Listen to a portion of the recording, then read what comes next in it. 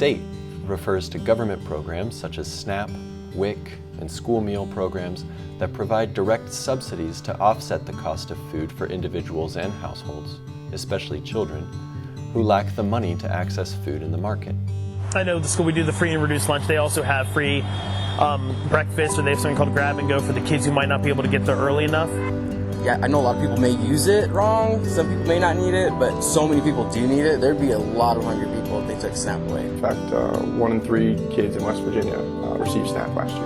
Retailers depend on SNAP to put food on the shelves. Last year, $497 million was generated from the SNAP program that wouldn't have been there otherwise.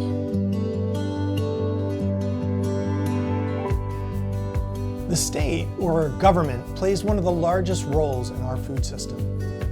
The federal government has responded to hunger, food insecurity, and low access through a number of different nutritional programs that serve tens of millions of people across the country every day. Two of the most important nutritional supports include the Supplemental Nutrition Assistance Program, or SNAP, and the Women, Infants, and Children Program, or WIC.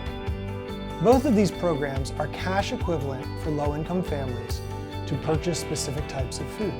Another vital federal and state support for food security is the National School Breakfast and Lunch Program, which purchases food for our schools.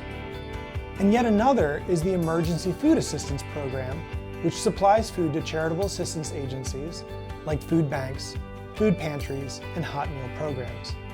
The state also supports food purchases for seniors through meal delivery and congregate meal programs served out at senior centers. If public funding for nutrition assistance disappeared overnight, many people would go hungry. An important thing to note about the government's commitment to helping improve nutrition is that it frees up money that would otherwise not be in that community or that local economy to purchase food, and therefore allow other income that people have in their household to be spent on other things. State food assistance is an economic multiplier. USDA research has shown that every SNAP dollar, for example, returns $1.70 back to the economy. It's important to realize how much state nutrition assistance ensures people have access to food. Unfortunately, these programs are often misrepresented and constantly under threat from budget cuts at both national and state levels, and more restrictive eligibility guidelines that limit participation. If you're working to improve food access in your community, it's important to have information about these programs.